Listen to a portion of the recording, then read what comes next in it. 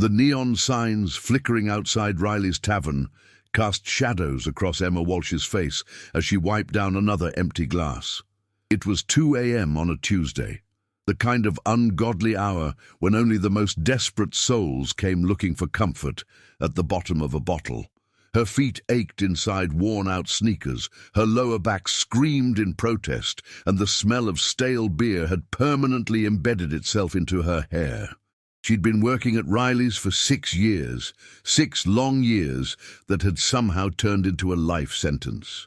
Emma wasn't ugly, but she'd learned to make herself invisible. The trick was simple. Wear her dark hair scraped back, never make eye contact, keep moving. Beautiful women got attention, and attention meant trouble. Invisible women got left alone. She had perfected the art of disappearing into the wallpaper, of being present and absent simultaneously. Tonight, like every night, she served her regulars. Big Tony with his gambling debts and sad eyes. Marcus and Jerome, who met here to discuss things Emma knew better than to hear. Old man Petrov, who always smelled like sadness and vodka. They tipped poorly and treated her with the indifference usually reserved for furniture. At 2:47 a.m., the front door opened and the entire atmosphere of Riley's tavern shifted.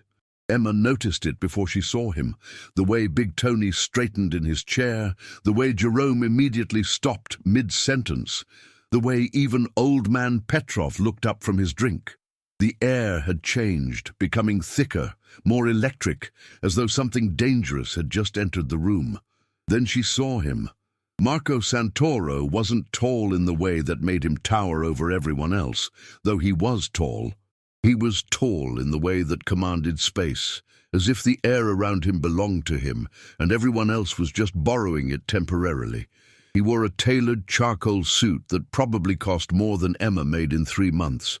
His hair was dark, slicked back from a face that was beautiful in the way a knife is beautiful, sharp, dangerous, lethal. His eyes were dark brown, almost black in the dim tavern lighting, and they swept across the room with the casual authority of someone accustomed to complete obedience. Behind him came 3 men, clearly bodyguards, though they were subtle about it. They positioned themselves at strategic points without appearing to do so. Emma did what she always did. She made herself invisible. She turned back to her glasses, kept her hands busy, kept her eyes down. She knew who Marco Santoro was. Everyone in Chicago knew, at least in the circles that frequented places like Riley's. He was the head of the Santoro family, which meant he was essentially the king of the entire Chicago underworld.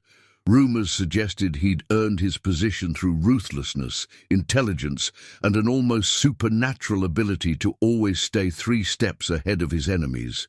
Rumors also suggested that crossing him was a death sentence. So Emma kept her head down and her mouth shut, like always. "Bourbon," Marco said, his voice deep and smooth, like expensive cognac. He sat at the bar, right in front of her station, and Emma felt her stomach tighten. She set down the glass she was holding and forced herself to approach him with the same disinterested professionalism she showed all her customers. "Coming right up," she said quietly, reaching for a clean glass. "You're new," Marco observed, his eyes tracking her movements with unsettling precision. "I haven't seen you before." The comment made Emma's skin prickle with warning. She was most definitely not new. She'd been working here for 6 years. But she understood what he meant. She'd been so thoroughly invisible that she'd become transparent. She'd effectively erased herself from the consciousness of men like him. "Just unlucky, I guess," she replied, sliding the bourbon across the bar without meeting his eyes. "That you haven't noticed me." A strange silence followed. Emma could feel his gaze on her like a physical weight. When she finally risked a glance, she found Marco studying her with an expression she couldn't quite read. It wasn't lust exactly, though there was something predatory in it. It was more like recognition, as though he'd suddenly noticed a piece of a puzzle he'd been looking for without knowing it. "What's your name?" he asked. "Emma," she said, and the word felt like she was giving away something dangerous, some piece of herself she couldn't get back. "Emma," he repeated, and the way he said her name made it sound like something holy or something damned. I'm Marco. She already knew that, but she nodded politely. I know. Something that might have been amusement flickered across his face. You're not afraid of me. It wasn't a question. Emma considered lying, considered playing the game that women were supposed to play around powerful men, but something about Marco's intensity demanded honesty, or at least the appearance of it. I'm terrified of you, she said quietly. I just hide it better than most people. Marco smiled then, a small, genuine smile that transformed his face from dangerous to devastating. Bring me another bourbon, Emma. I think we should talk. She should have refused. She should have sensed the danger, should have made some excuse and switched stations with one of the other bartenders. Should have. Instead, Emma poured his bourbon and made the first decision that would change her life forever. She stayed and talked to him. By the time her shift ended at 4 a.m., Marco had learned that she'd grown up poor in the neighborhoods east of downtown, that her mother had died when she was 15, that she'd been working since she was old enough to lie about her age. He'd learned that she read books voraciously, that she dreamed of things she didn't think were possible for someone like her, that she'd built her invisibility so thoroughly that sometimes she couldn't remember who she'd been before she'd learned to disappear. In return, he'd told her nothing real about himself, deflecting her few questions with practiced ease. But he'd listened to her with an intensity that made her feel seen in a way she never had before. It was intoxicating and terrifying in equal measure.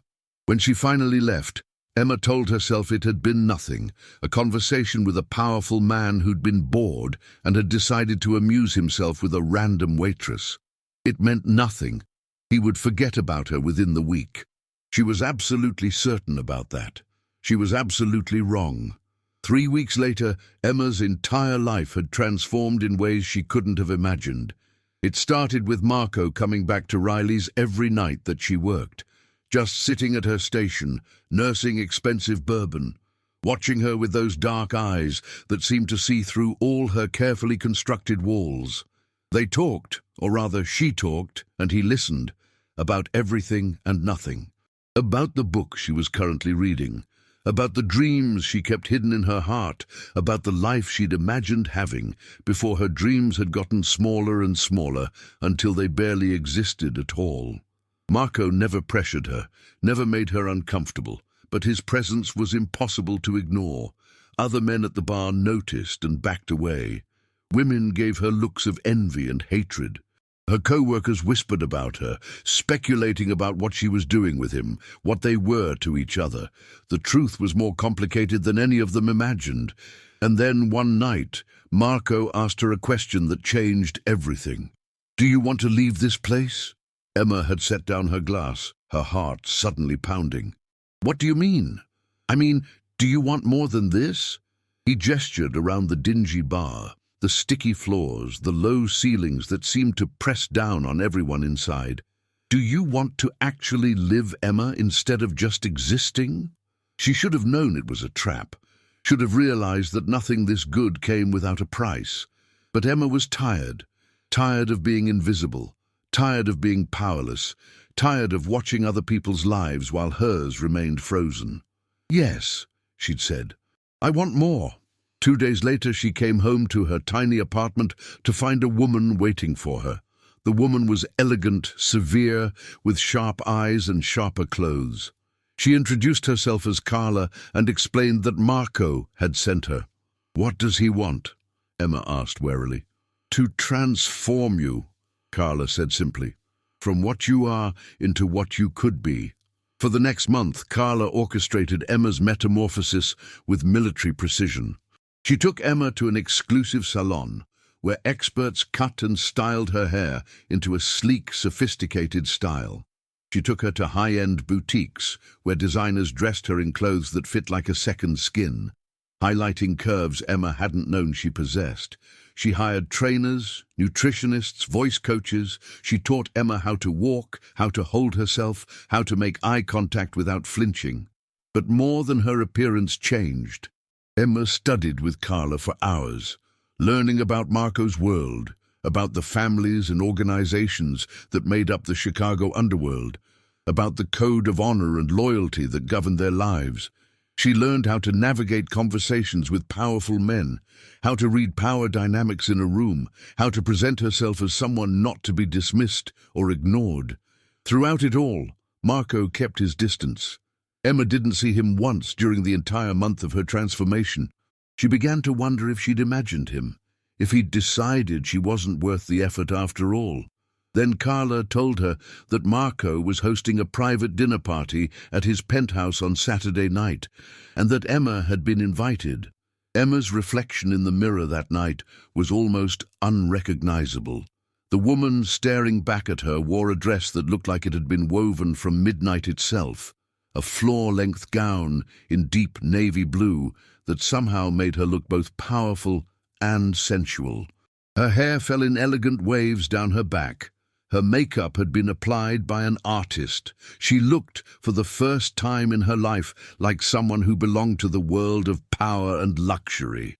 When she arrived at Marco's penthouse on the 42nd floor of a downtown skyscraper, Emma felt her breath catch.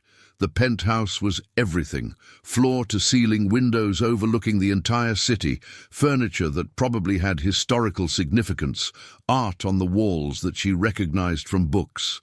The other guests were all people of obvious importance and wealth, men in tailored suits and women dripping in jewelry, all moving through the space with the confidence of people accustomed to power. And then Marco saw her. He was standing across the room, talking to several men in hushed tones when their eyes locked. Everything else seemed to fade away. The conversations, the ambient sound of the party, even the existence of the other people in the room.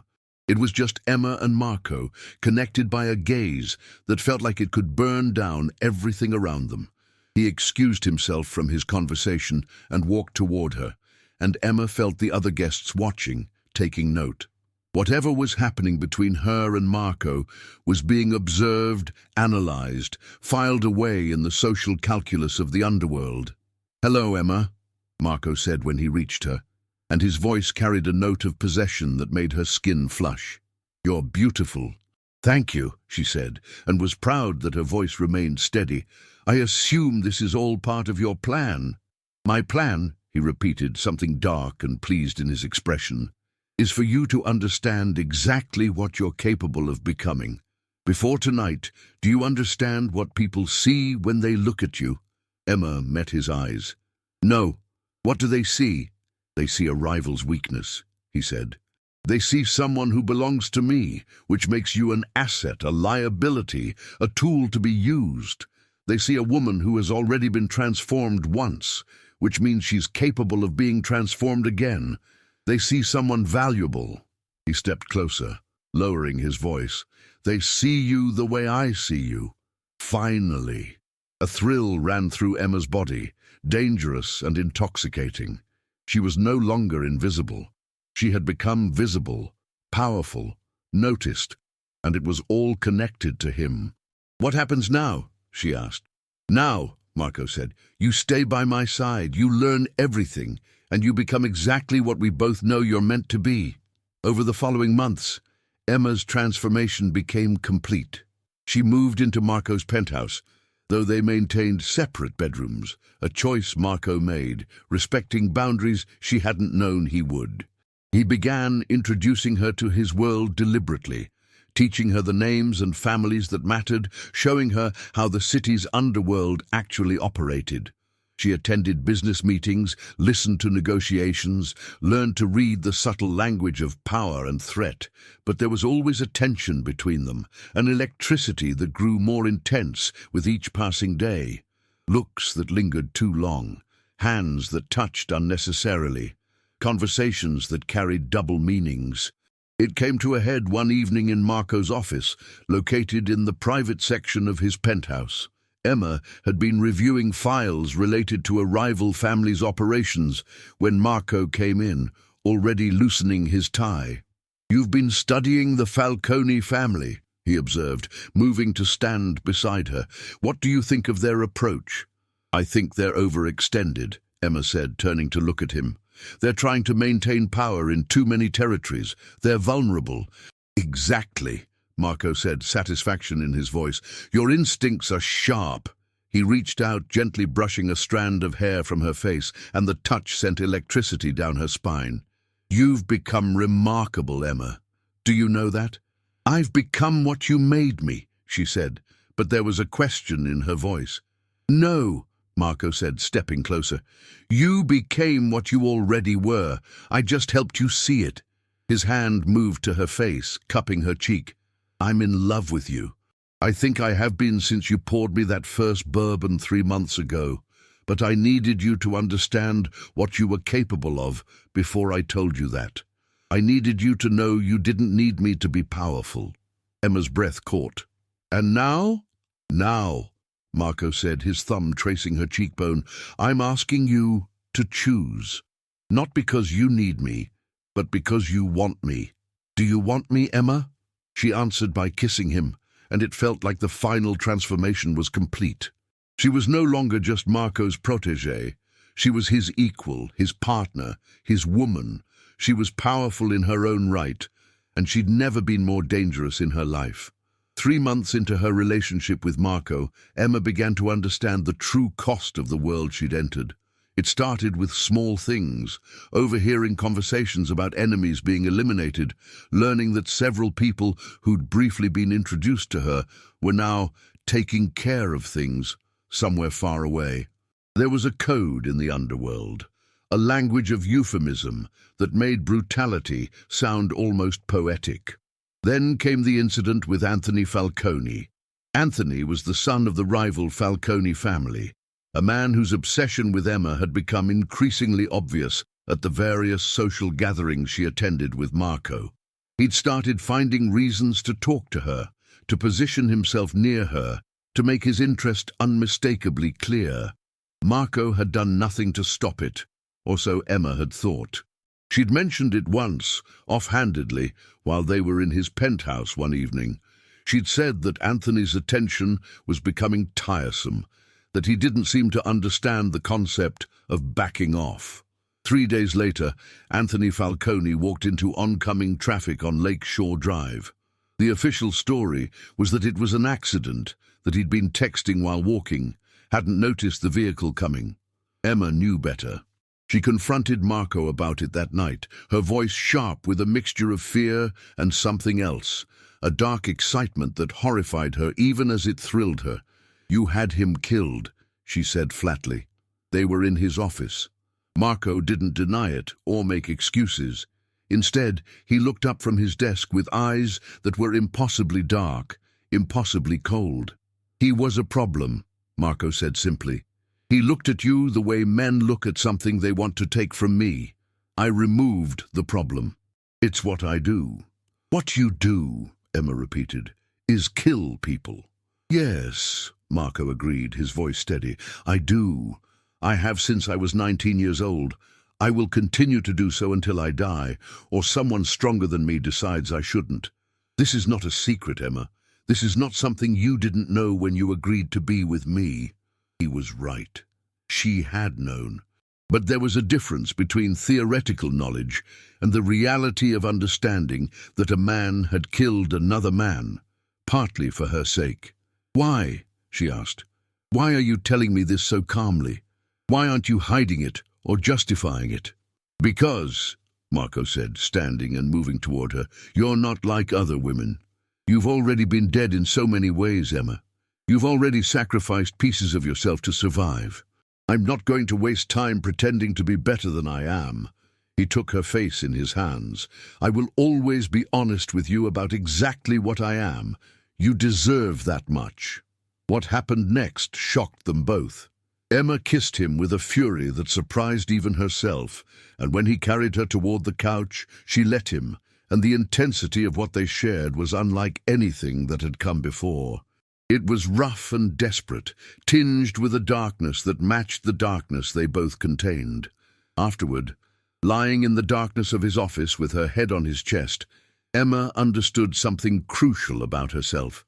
She wasn't horrified by Marco's violence. She was attracted to it. The realization should have disgusted her. Instead, it made her feel more alive than she'd ever been. Over the following weeks, Emma's role in Marco's organization evolved rapidly.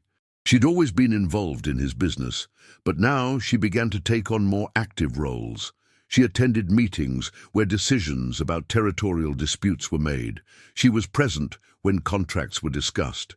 She even began to participate in the strategy sessions where Marco's organization planned moves against rivals, and she was good at it, better than good. Emma had an instinctive understanding of power dynamics, a ruthless efficiency when it came to analyzing problems and proposing solutions. Marco's men, who had initially dismissed her as arm candy, began to respect her. But there were also enemies, people who saw her as a weakness to exploit or as someone who'd taken a place that should have belonged to them. The letter arrived 6 months into her tenure as Marco's partner. It was slipped under the door of the penthouse by an unknown messenger, addressed simply to Emma.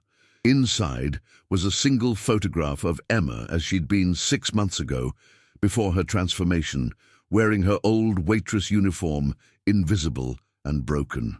Accompanying the photo was a message written in a careful hand. "This is what you were. This is what you'll be again when the boss tires of his new toy. And we'll be waiting." It was signed, "Venetian Sins." Emma's hand shook as she showed the letter to Marco. His reaction was immediate and brutal. He called together his top men and issued orders with a quiet intensity that sent a chill down Emma's spine. Venetian Sins was a small but growing organization, a collection of men who'd been cast out or rejected by the major families. They'd been causing problems for months, small things that had been easy to ignore. They would not be ignored anymore. "This is a mistake," Marco said calmly. "Threatening her is the same as threatening me, and threatening me is something only dead men do." What followed was swift and efficient. Over the course of 2 weeks, Venetian Sins ceased to exist as an organization. The men involved either disappeared or were found throughout the city in various states of final resolution. Emma watched it all happen with a strange detachment that frightened her. She was becoming the thing she'd feared most, someone who didn't blink at violence, who understood the logic of elimination, who was beginning to think in terms of threats that needed to be neutralized. The worst part was that she didn't hate it. One evening, standing on the balcony of Marco's penthouse and looking out over the city, Emma asked him the question that had been haunting her. "Do you think I've become like you?" Marco came to stand beside her, his hand finding the small of her back. "I think," he said slowly, "that you were always like this. You just needed permission to let it out. The question isn't whether you've become like me, Emma. The question is whether you can accept who you've allowed yourself to become." "And if I can't?" she asked, though she already knew the answer. "Then you'll run," Marco said simply, "and I'll let you go. Because I love you enough to want you to be happy, even if your happiness means leaving me." Emma leaned against him, thinking about all the ways she'd been transformed, all the pieces of her old self she'd shed like a snake sheds its skin. She thought about the invisible waitress she'd been and the powerful woman she'd become. "I'm not running," she said quietly. "I think I'm exactly where I'm supposed to be." She felt Marco's chest rise and fall against her back, felt the tension that had been holding him ease slightly. The most dangerous man in Chicago had been afraid she would leave. The thought was as thrilling as it was dangerous. They stood like that as the city sparkled below them, two people shaped by violence and circumstance into something that transcended ordinary love. It was darker than passion, more complex than devotion. It was power recognizing itself in another, darkness calling to darkness. And Emma would never be invisible again. 1 year after her transformation began, Emma stood in Marco's penthouse and looked at the woman in the mirror. She was barely recognizable as the waitress from Riley's tavern. Gone was any trace of invisibility or softness.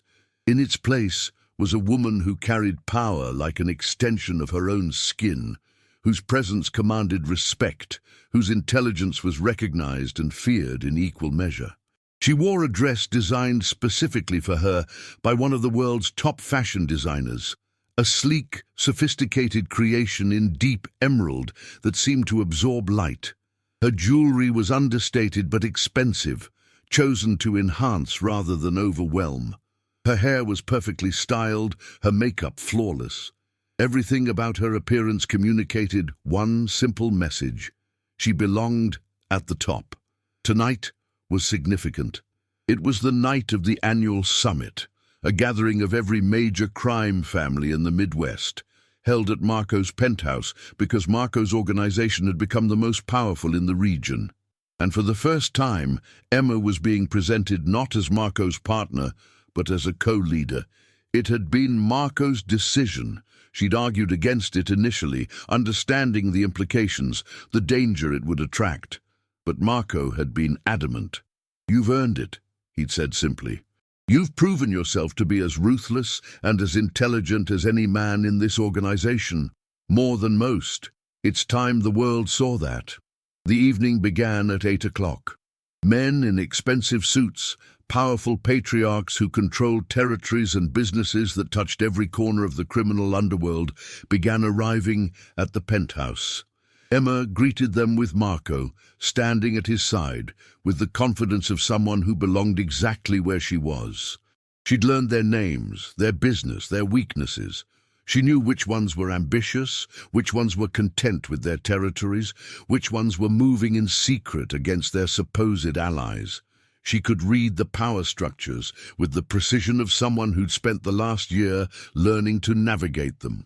The evening progressed, with careful conversation and measured alliances being negotiated. Emma participated in discussions about territorial disputes, about new operations being planned, about enemies that needed to be dealt with. She offered suggestions that were considered and implemented. She proposed solutions to problems that no one else had thought of. By midnight, the other leaders had stopped being surprised by her presence and started treating her as a given. She was no longer Marco's woman. She was Marco's partner, his equal, the person they had to negotiate with if they wanted to do business with his organization. But power at this level always attracted resentment. It came from Vincent Marino, a man in his 60s who controlled operations in the western suburbs. He'd been watching Emma with increasingly obvious hostility as the evening progressed, and finally, with several drinks in him and his pride wounded by a suggestion Emma had made that highlighted a flaw in his operation, he made his move. "No disrespect to you, Marco," Vincent said, his voice carrying enough that heads turned throughout the room. "But this setup troubles me. A woman having real power in our world. It's not how things are done. It's not the tradition.